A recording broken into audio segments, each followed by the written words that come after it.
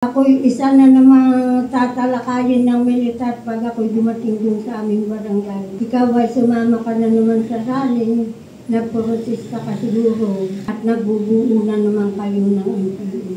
Kaya ako'y hindi natatakot, ang pinaglalaban ko yung aking karapatan para ako'y mabuhay. Akong isang matandang babae, huwag tayong matakot at wala tayong masamang ginagawa. Ang nailalaban natin yung ating karapatan.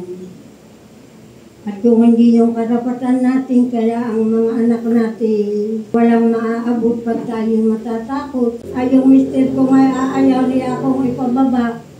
At sabi niya, huwag kang bababa, tika papatayin ka ng naku, huwag mo akong alalahanin. Ang Diyos lang kaagapay ko, wala akong ginagawang masama. Ako yung humihingi sa gobyerno ng tulong upang maparusahan yung gumawa ng pagkakamali ko sa aking mga anak at pamangkin. At hanggang dito na lamang at maraming